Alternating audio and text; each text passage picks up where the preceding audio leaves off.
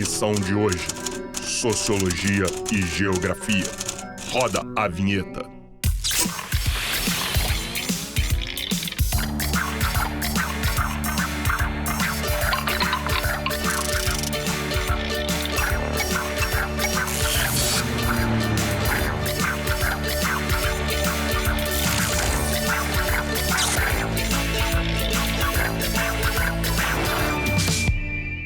Hora do Enem no ar para mais um especial de tendências e apostas para o Enem 2017.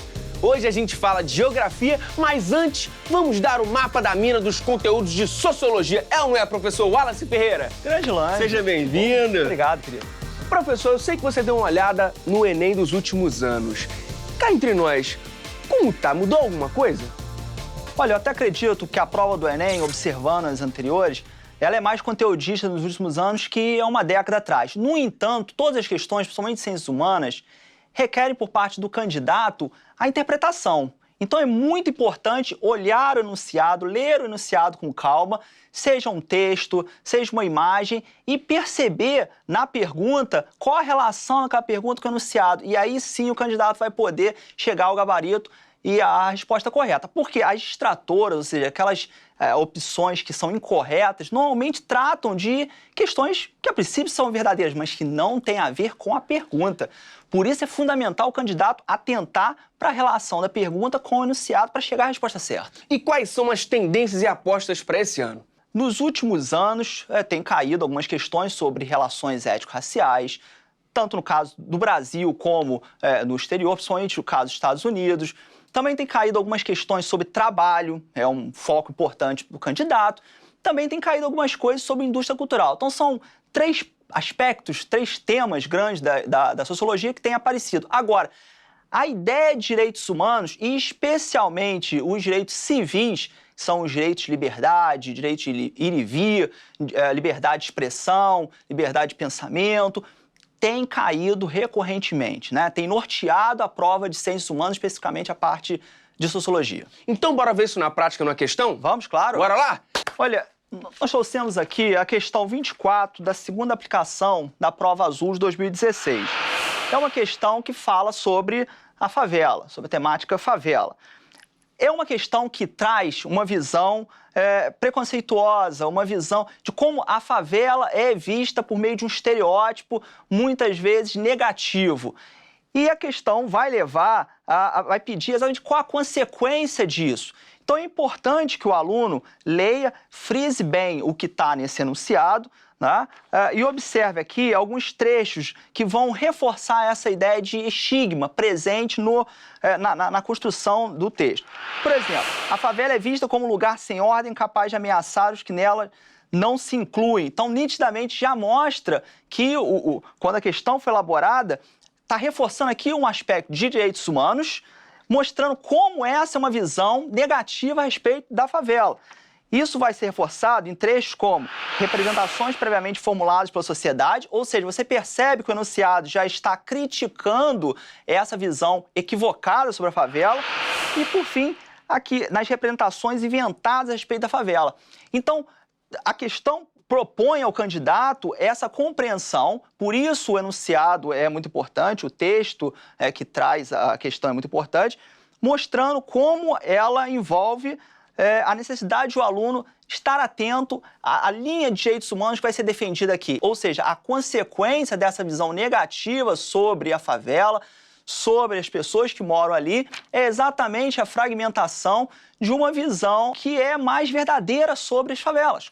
Afinal de contas, grande parte dos moradores são trabalhadores, são honestos, são íntegros. A própria favela em si é um lugar de muita produção econômica. Então, tem uma série de outras questões extremamente positivas que não são consideradas pelas pessoas que têm uma visão negativa a respeito da favela. E isso é muito importante o candidato observar. Então, quando o candidato olhar para as alternativas, ele vai estar ligado a essa questão dos direitos civis, que é muito forte aqui, né? Ou seja, todo tipo de preconceito atinge os direitos civis. Podemos até lembrar do caso dos Estados Unidos, a Lei de Direitos Civis de 1964, né, que dizia o quê? era contra o preconceito racial, contra a segregação racial presente nos Estados Unidos. Então, sempre que houver uma visão preconceituosa, a luta contra essa visão preconceituosa normalmente nos remete a direitos civis. Então dá para relacionar esse tema a uma das tendências que você trouxe pra gente. É isso? Com certeza dá.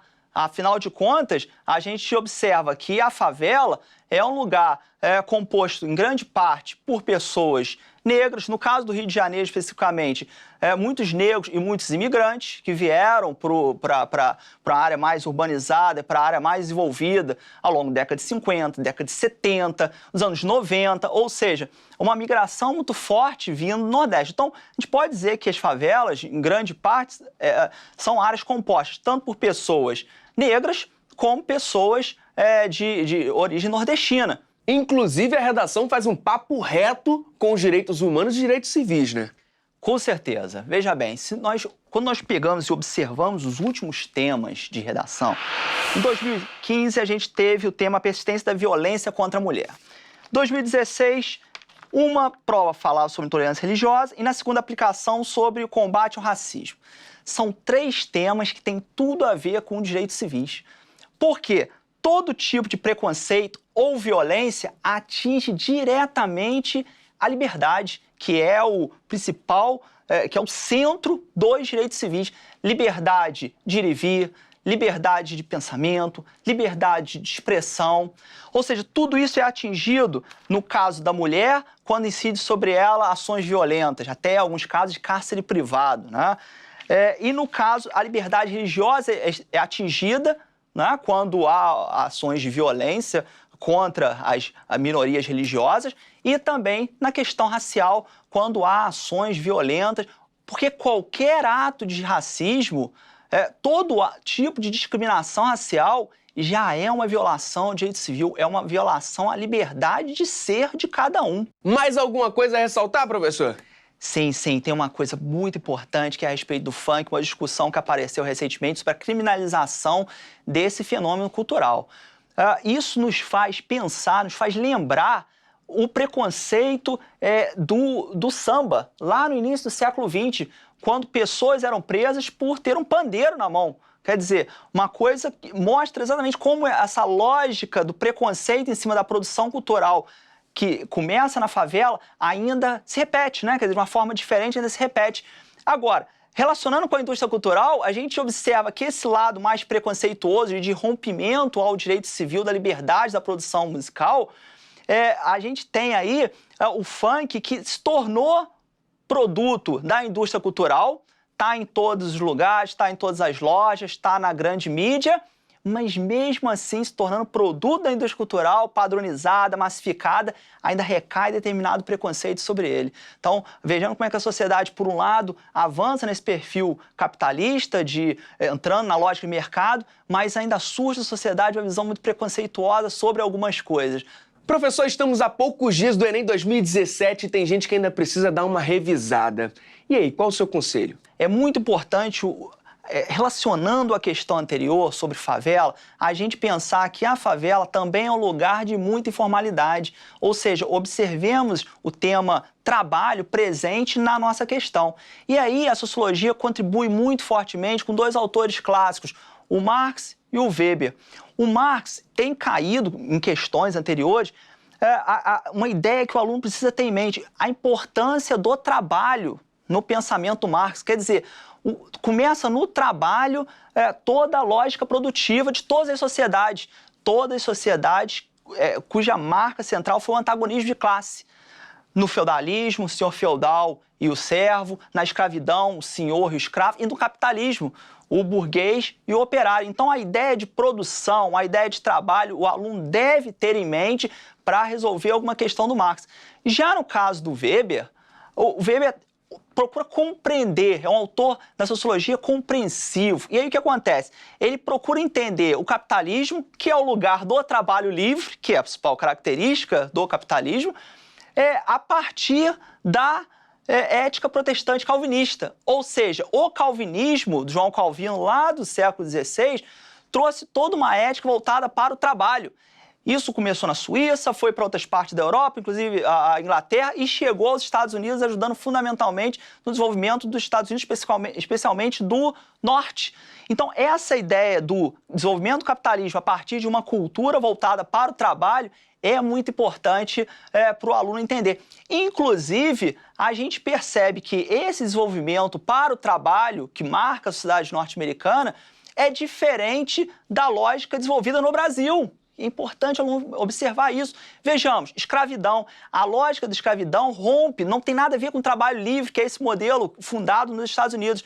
Aqui o trabalho é desenvolvido em cima da exploração e a gente passa 3 séculos em cima da escravidão.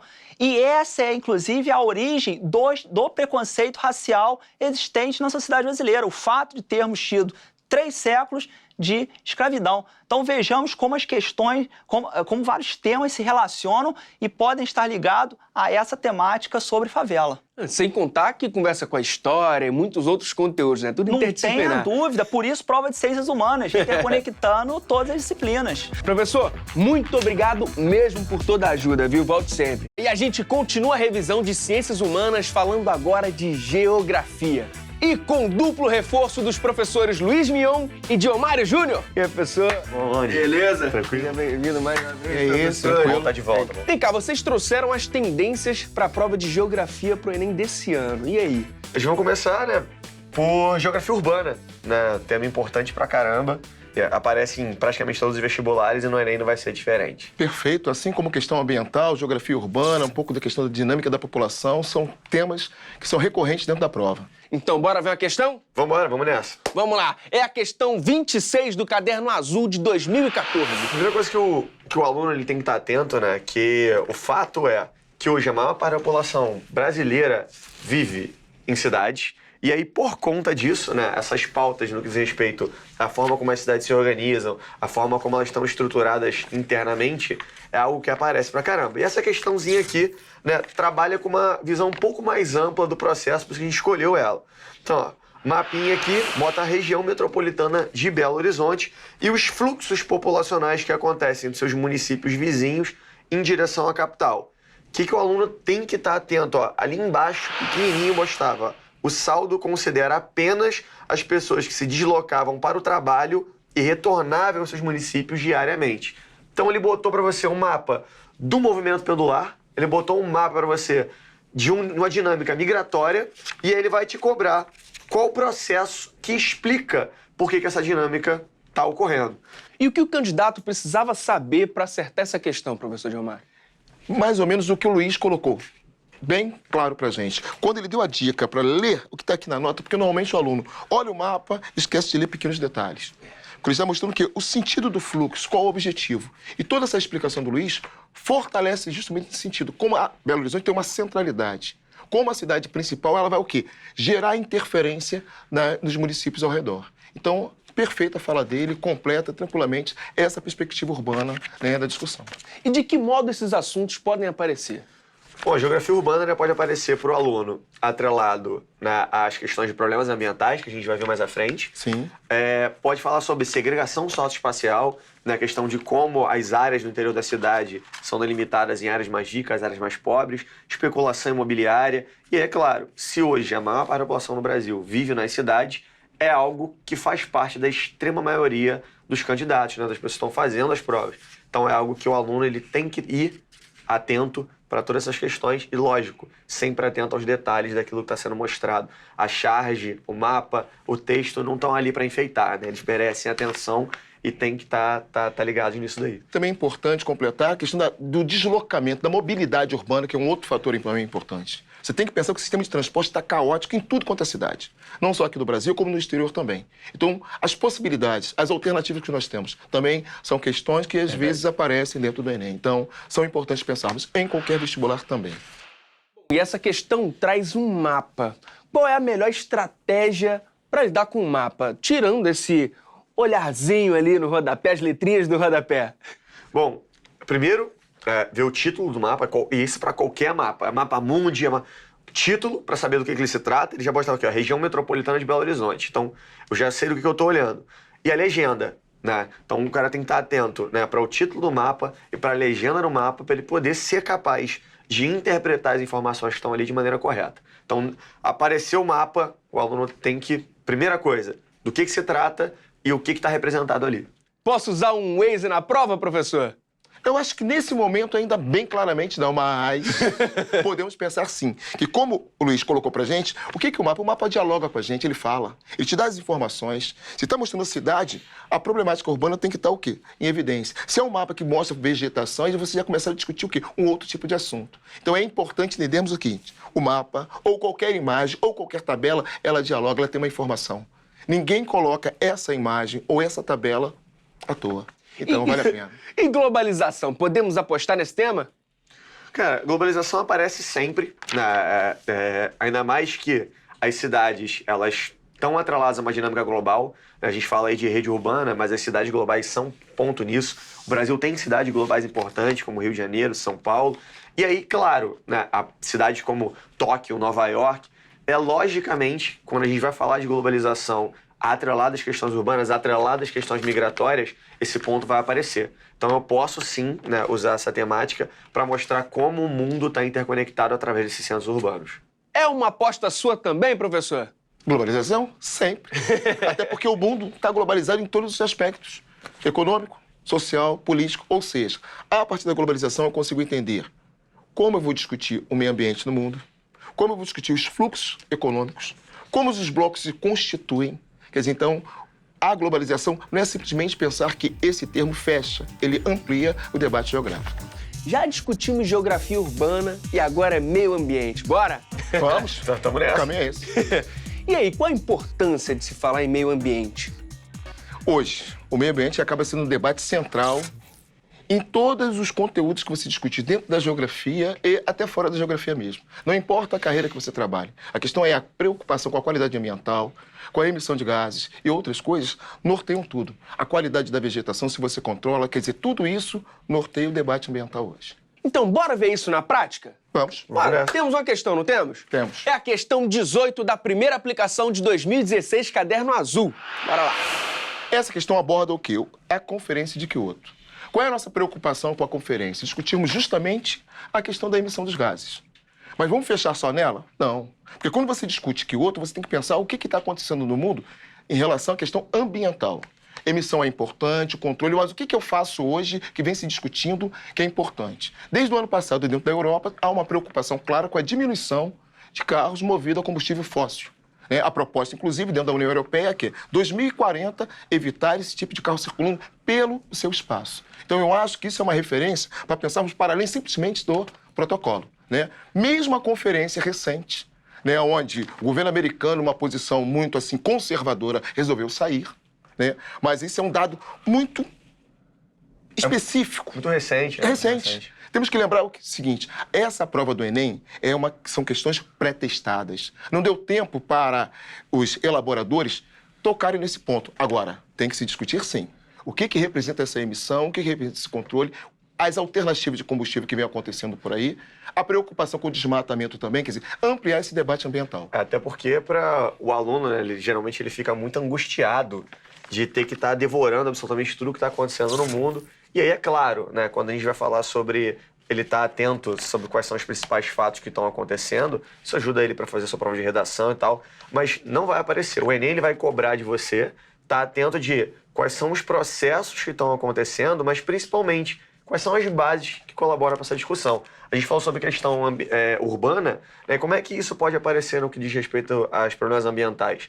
Eu posso trazer aí, o principal modelo de deslocamento urbano, que o professor falou bem, modelo rodoviário. Então, o cara vai vivenciar problemas como chuva ácida, inversão térmica, ilha de calor, né? A própria questão da poluição ambiental no que diz respeito à perda da qualidade de vida de quem reside nessas áreas. Então, falou-se de problemas ambientais, o cara tem que estar atento de que hoje, qual é o maior problema ambiental? Emissão de gases poluentes. Beleza, o que tem sido feito para discutir essa questão?